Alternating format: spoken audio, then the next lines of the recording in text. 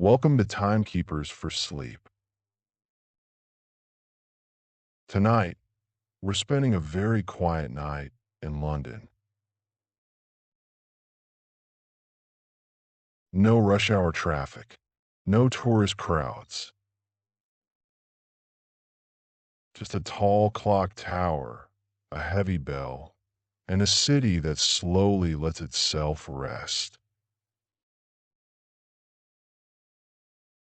You don't have to stay awake to follow the whole story. You don't have to remember names, dates, or details. Let this story become soft background while your body settles and your mind drifts. For now, let's go to London at night.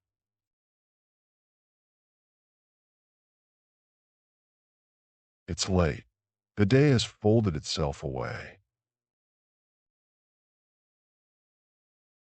The offices are dark, the shops closed, and the streets that were crowded earlier have thinned to a few slow buses and the occasional taxi.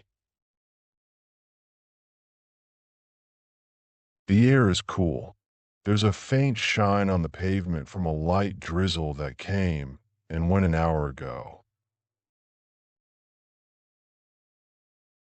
The River Thames moves quietly through the middle of the city, its surface reflecting small pieces of light from bridges and buildings. On the north bank, a large building sits along the water, its long front lit with warm tones of gold and cream. This is the Palace of Westminster, home of the UK Parliament. At the far end, rising up from the corner like a tall stone candle, is a tower. You know it, even if you've never been here. Four big clock faces, a pointed roof, delicate stonework, and inside, a bell that has given its nickname to the whole structure. People call the tower Big Ben, even though strictly speaking, Big Ben is the name of the great bell inside the tower. The tower itself is officially called the Elizabeth Tower now, renamed in 2012 for Queen Elizabeth II's Diamond Jubilee. But for this quiet night, you don't have to worry about correct names. You can simply think of it as the clock that watches London sleep. The tower stands there, anchored to its spot on the Thames, patient and steady. It has stood there since 1859, watching the city change around it. Horse-drawn carriages became automobiles. Gas lamps became electric. Cobblestones gave way to asphalt.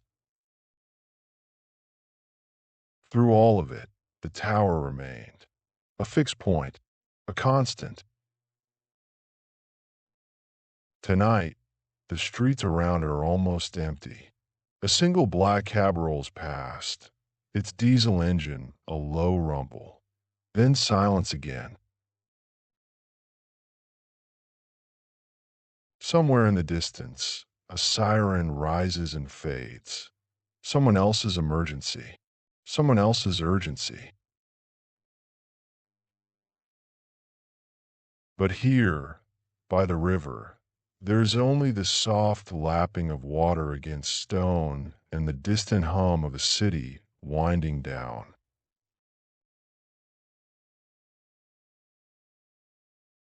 From far away, you see the tower as a shape against the sky. It rises about 316 feet above the ground, a tall square column of stone with four clock faces set into its sides. The style is Gothic Revival, with pointed arches, ornamental carvings, and details that catch the light and cast gentle shadows. Each side of the tower's base is about 40 feet wide, making a sturdy square footprint. Higher up, the four clock dials sit like glowing circles in the night. Each dial is around 22.5 feet across, big enough that the minute hand alone is longer than an average person is tall. Behind the hands, the dials are made from pieces of pale, opalescent glass, fitted together in small sections like a giant luminous puzzle. From the street, you see only a soft white glow, not the individual pieces. The light comes from behind, so the time is clear from a long distance. Under each dial, there is a Latin inscription in gold letters that many people never notice. It reads, Domini salvum, fac reginem nostrum Victoriam primum.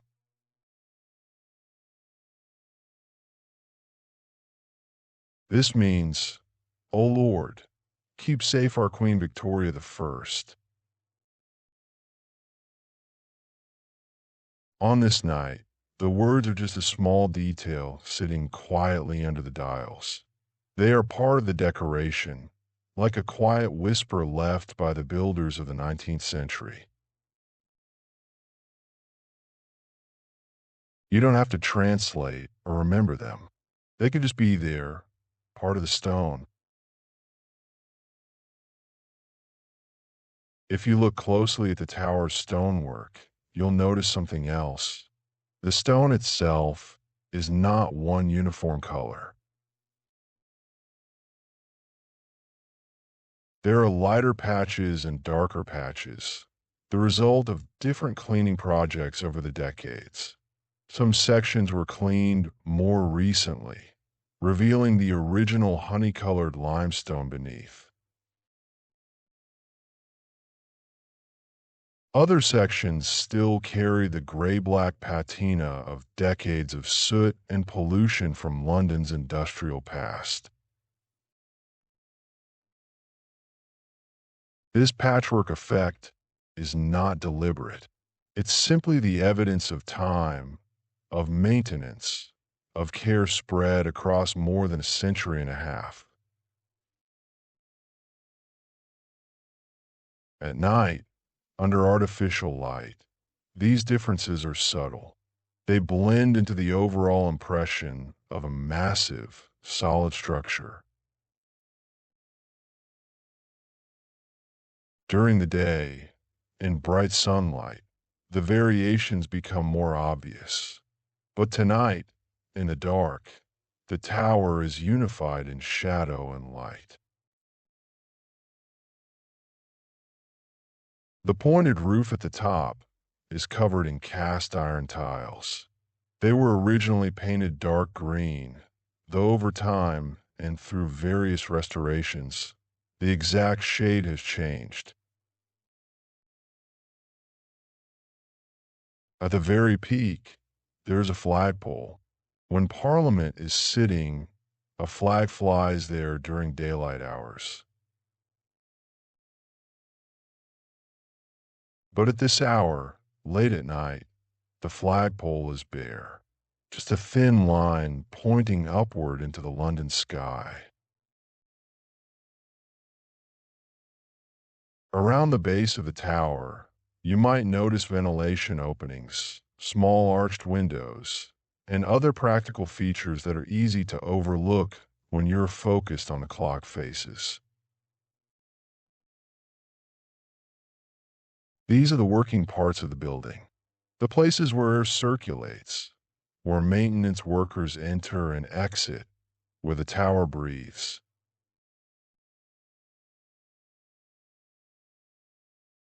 If we step away from the empty pavement for a moment and imagine ourselves inside the tower, the atmosphere changes. The outside is bright and monumental. The inside is narrow and practical. At the ground level, there is a small entrance. Beyond it, a stairway climbs up in a tight spiral. There are 334 steps from the base to the belfry near the top. No elevator for most of the tower's history. Just stone steps and landings, and the feeling of being inside a tall, hollow column. As you climb, the sounds of the city fade. The walls around you are thick. You hear your own footsteps, the soft echo of each step, the small rasp of hand on rail, and faintly above, the gentle mechanical sounds of the clock. If you pause on a landing and let your breath slow, you might hear a low, constant ticking, amplified by the stone. The great clock of Westminster, doing its work. Tick, tick, tick, always forward, never backward. The stairs are worn smooth in the center for more than a century of footsteps. Maintenance workers, clockmakers, tour guides, visiting dignitaries. Each person who climbed these stairs left their mark, though not in any visible way. Just the gradual wearing down of stone. The spiral is tight enough that you can touch both walls if you spread your arms. It feels less like climbing a grand monument and more like ascending the inside of a chimney. Every so often, there's a small landing with a narrow window. Through these windows, you can catch glimpses of London spread out below. The first few windows show you street level, then rooftops. Then the city begins to spread out like a map. As you climb higher, the mechanical sounds grow louder. Not loud in an intrusive way, but present. The steady tick-tock of the clock mechanism, the occasional soft click, or whir as gears engage. These are comforting sounds. The sounds of a machine that knows its job and does it well, hour after hour, day after day. About halfway up, there's a small room that houses some of the clock's weights. These are massive cylindrical weights suspended on cables. They provide the power that drives the clock, slowly descending over the course of a week before they need to be wound back up.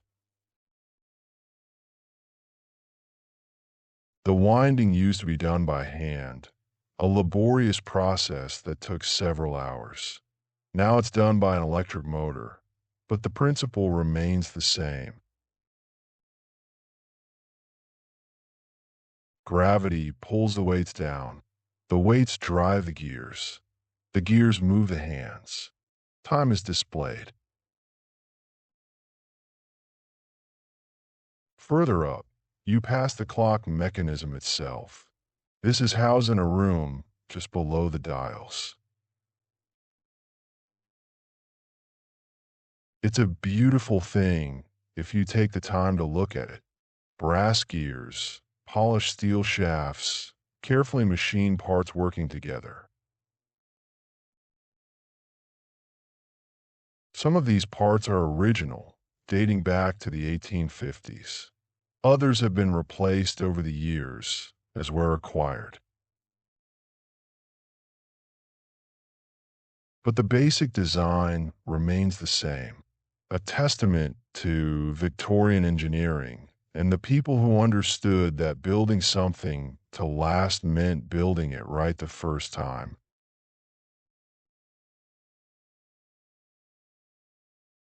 The clock inside the tower was designed in the mid-1800s to be something special.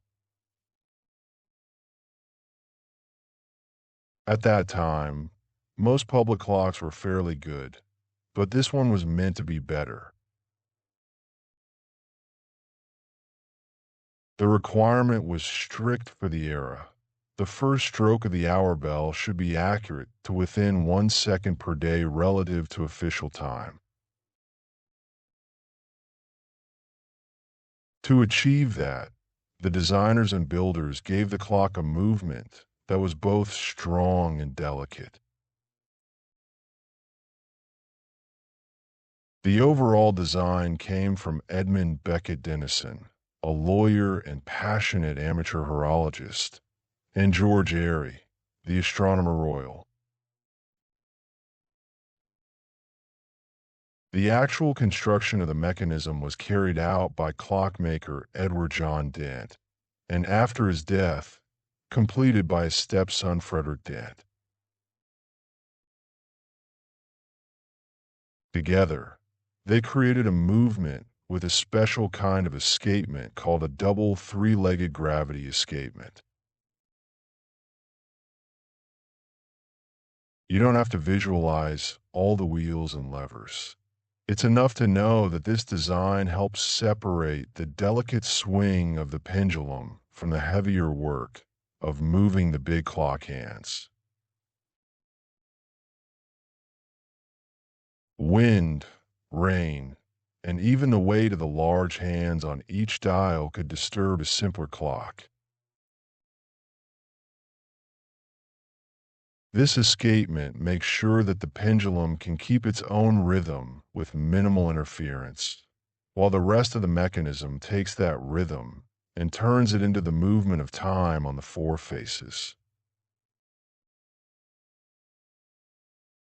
At the heart of the system is a long pendulum swinging quietly in its own space. Its length and weight determine its period, how long each swing takes. If you wanted to adjust the time slightly, you wouldn't need to remake the whole clock.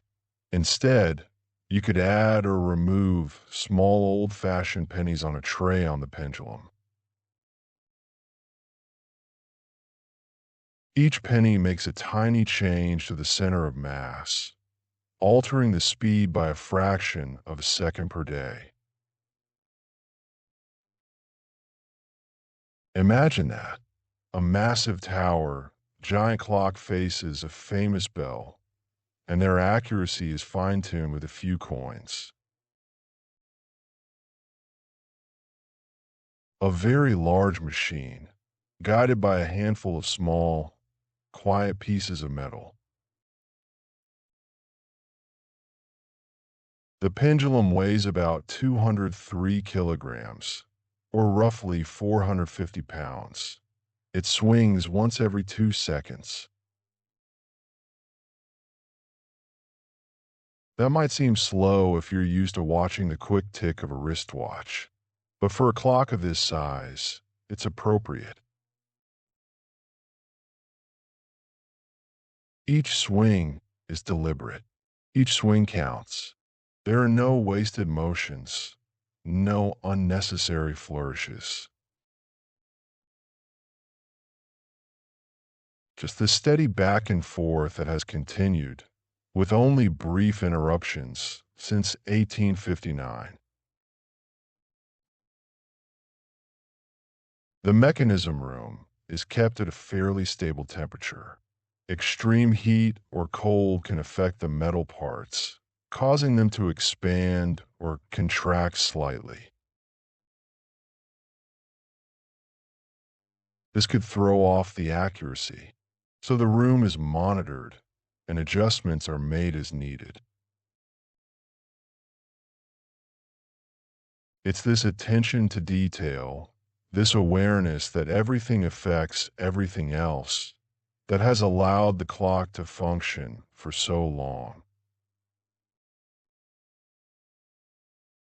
The clock is checked regularly by a team of specialist clockmakers. They oil the moving parts, check for wear, make small adjustments. Most of the time, the clock runs without issue. But like any machine, it needs care. It needs people who understand it, who respect it, who know its quirks.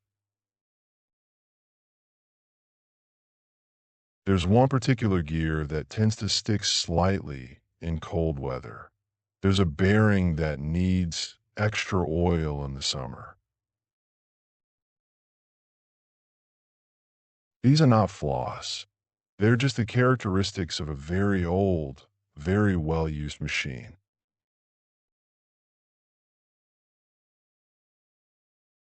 Above the clock mechanism is the bell chamber. There, 5 bells hang in the tower. For smaller ones chime the quarter hours. They play the familiar melody known as the Westminster quarters, the same pattern of notes that many other clocks around the world imitate. Then there's the largest bell, the Great Hour Bell, the one people call Big Ben. It weighs about 13.5 tons and was cast by the Whitechapel Bell Foundry in the 1850s. When it strikes, the sound is deep, round, and unmistakable. The nickname Big Ben most likely comes from Sir Benjamin Hall, a tall man who served as Commissioner of Works and oversaw aspects of the tower's installation. Over time, the nickname slid from the bell to the whole clock in the tower itself. Now, when people say I heard Big Ben, they usually mean the sound of that big bell marking the hour. The bell was not the first one cast for the tower. The original bell cracked during testing. It was recast, making the current bell technically the second Big Ben. But even this one developed a crack in 1859, shortly after installation. The crack happened during use. The bell was being struck by a hammer that was too heavy, and the metal couldn't take the stress.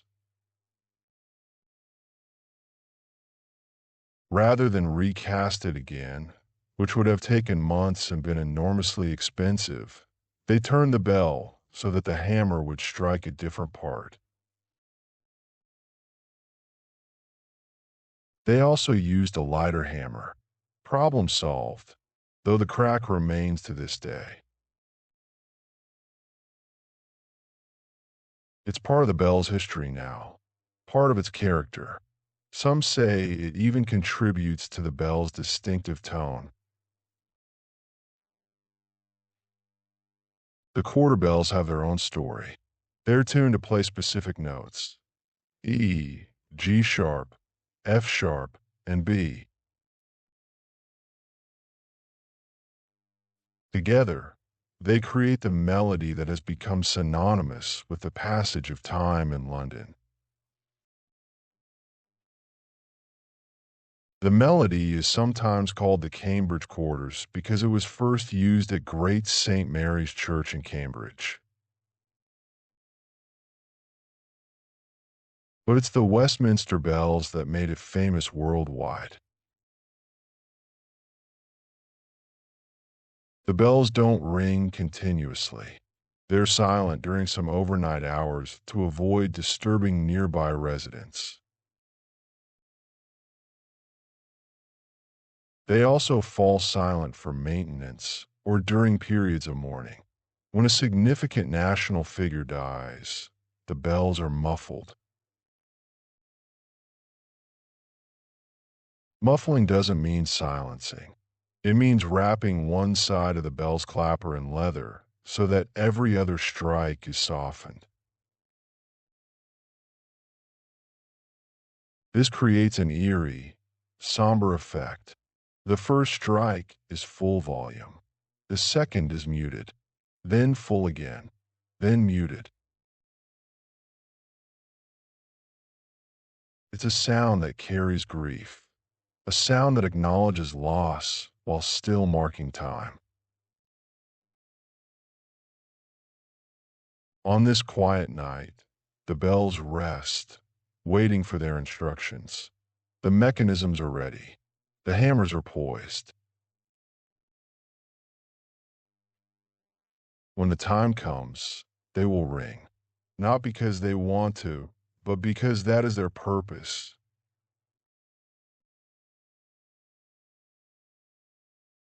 But how did this bell, this tower, this clock come to exist in the first place? The story begins with fire. On October 16th, 1834, the old palace of Westminster burned. Most of the medieval complex was destroyed, leaving only Westminster Hall and a few other structures standing. The decision was made to rebuild. Architect Charles Barry won the commission with a grand design in the Gothic Revival style. The plan included a clock tower, not just any clock tower, a tower with the most accurate clock in the world. Construction of the tower began in September 1843. The foundation stone was laid by a woman named Emily, sister of the contractor's daughter-in-law. Imagine that moment, a massive project beginning with a single stone placed by someone whose name history almost forgot.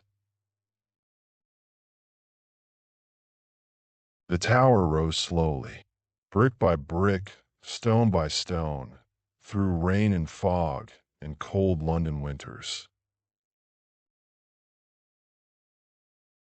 Meanwhile, the designers were working on the clock itself. The requirements were unprecedented. Accuracy to within 1 second per day. It took 7 years just to finalize the design. 7 years of arguments, calculations, revisions. Finally, in 1852, Edward John Dent was chosen to build the clock, but he died before finishing it. His stepson Frederick completed the work. Then came the bell. The first Big Ben was cast in 1856 at John Warner and Sons Foundry in Norton, near Stockton-on-Tees, far to the north. It was enormous. Nearly 16 tons of metal poured into a specially prepared mold. The casting alone took careful planning. When the bell was raised from the mold in August 1856, it was considered to have a very fine tone indeed.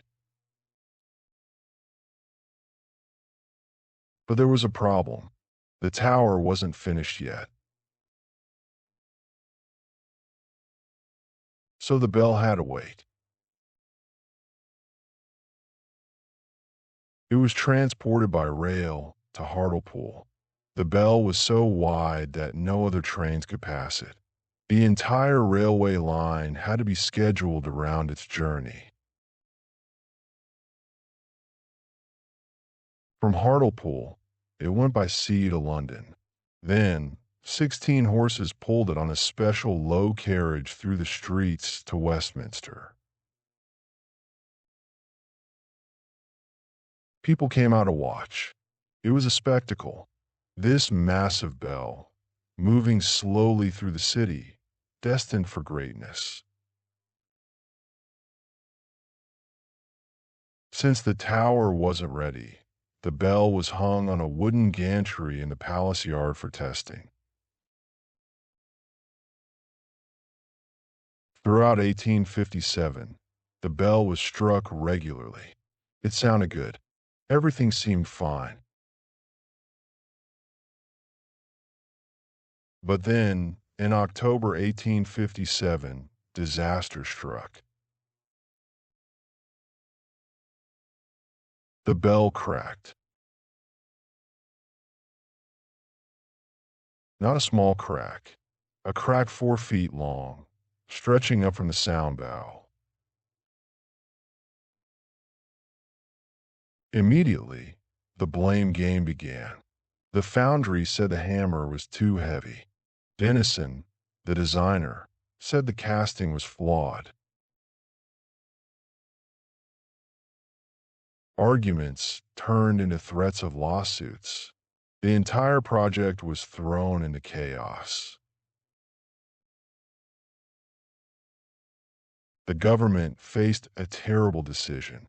Should they sue the foundry and risk years of legal battles? Or should they find another solution? In February 1858, they made a brutal choice. The bell was laid on its side in the palace yard. A massive iron wrecking ball, weighing over a ton, was dropped on it repeatedly from 30 feet up. The bell shattered into fragments. Imagine being there, watching this enormous, expensive bell, the product of months of work and national pride, being deliberately destroyed. But during the destruction, something interesting was discovered. There was a flaw in the metal, right where the crack had started. Denison felt vindicated. The crack wasn't his fault. It was a casting defect. The metal fragments were sent to George Mears at the Whitechapel Bell Foundry in East London. Mears remelted the metal and cast a new bell, the second Big Ben, the one that hangs in the tower today. This new bell was slightly smaller, 13.5 tons instead of 16. It was cast on April 10th, 1858. The casting was successful. The bell rang true. But getting it into the tower was another challenge entirely. The bell was too large to fit through any door or window, so they had to hoist it up through the center of the tower shaft. They built a special wooden frame, turned the bell on its side, and pulled it up 200 feet using block and tackle.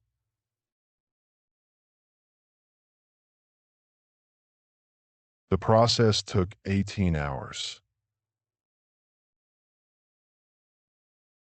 Imagine the workers pulling on ropes, inch by inch, hour after hour, lifting more than 13 tons of metal through a narrow stone shaft.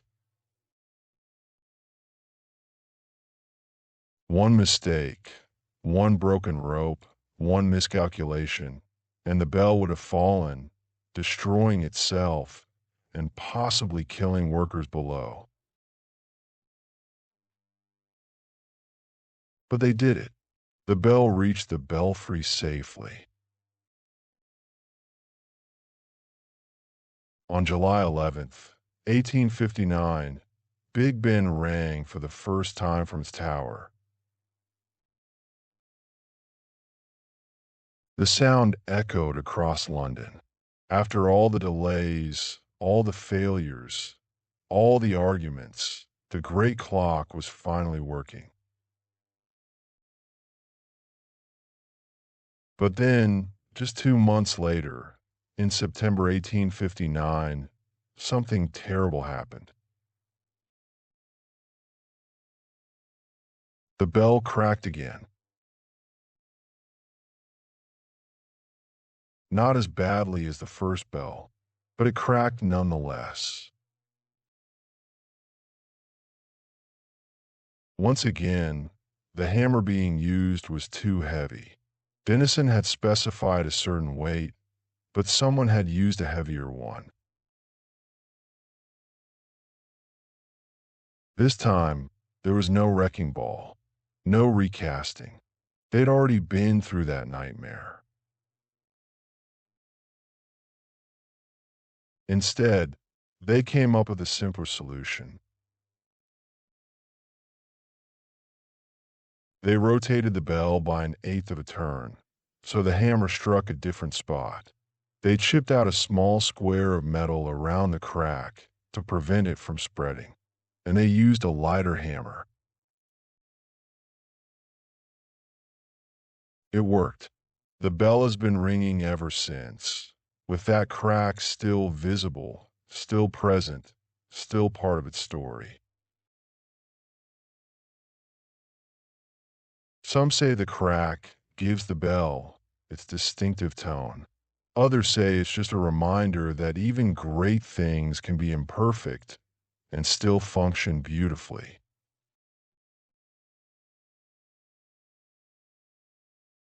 Jump forward now.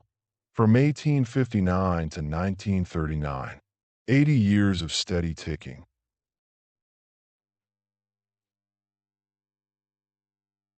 Then, on September 1st, 1939, Germany invaded Poland. Britain declared war 2 days later. The clock tower suddenly became a problem. It was too visible, too distinctive, too easy for enemy aircraft to use as a navigation point. So, for the first time since it was built, the clock faces went dark at night. The dials that had glowed over London every night for decades were extinguished. Part of the citywide blackout meant to make bombing raids more difficult. But the chimes continued. Every hour, Big Ben still rang out across London, even though you couldn't see the clock faces. And in 1923, the BBC had begun broadcasting the chimes on radio. This tradition continued through the war. At 9 p.m. each evening, people across Britain heard the chimes, followed by a minute of silence for personal contemplation and prayer. For people in bomb shelters, for soldiers abroad, for families huddled around radios in darkened rooms, those chimes became a symbol. As long as Big Ben rang, Britain endured.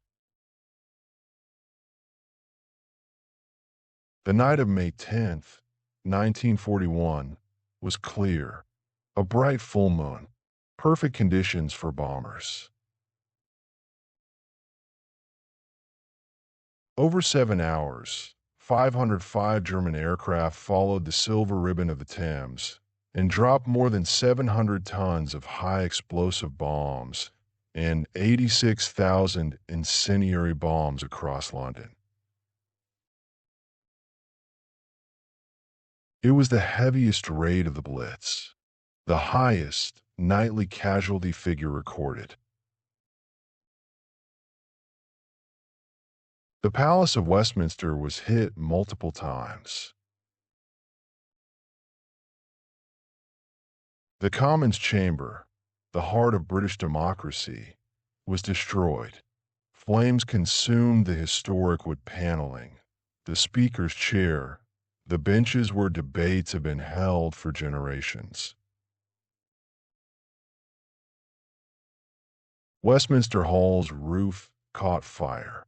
Firefighters worked desperately to save it, knowing that if it fell, centuries of history would be lost. And then the clock tower was struck. A small bomb or anti-aircraft shell hit the tower's south elevation. Ornamental ironwork was destroyed. Stonework was damaged. All the glass in the south clock face shattered. The tower was blackened by smoke and scarred by shrapnel. Firefighters, working through the chaos, thought for a moment that Big Ben had been destroyed. The crash of tumbling masonry and clouds of dust gave that impression. But when the smoke cleared and the debris settled, they saw the truth. The tower still stood. The clock mechanism was undamaged. The bells were unharmed. And at the next hour, Big Ben rang. The same deep, familiar tone, still marking time, still there. The next morning, May 11th, London woke to devastation. The Commons Chamber was a smoking ruin open to the sky. But the clock tower stood, damaged but defiant, its scarred face still visible above the ruins. People saw it and felt something shift. If the tower could survive, perhaps they could too. The BBC continued broadcasting the chimes. Every hour, that familiar sound reached across the country and beyond.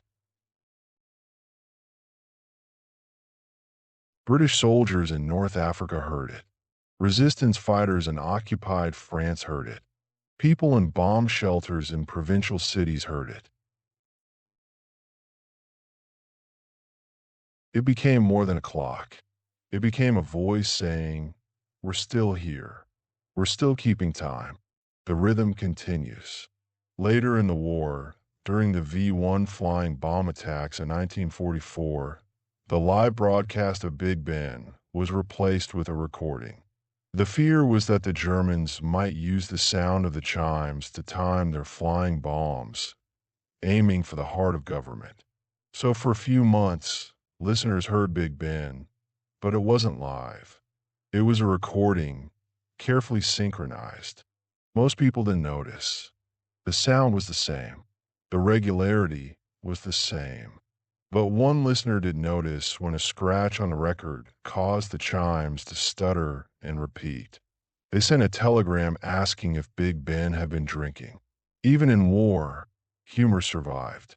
On May 9th, 1945, Germany surrendered. The war in Europe was over. That evening, Big Ben's chimes rang out live again, to mark the end of hostilities. The lights behind the clock faces were turned back on for the first time in nearly 6 years. People came out into the streets, looking up at the glowing dials, seeing them properly again after so long in darkness. The tower had survived. London had survived. The crack in the glass was repaired by Chance Brothers of Smethwick. The stonework was cleaned. The tower resumed its quiet watch over the city. But it would be decades before anyone realized just how much damage the tower had sustained.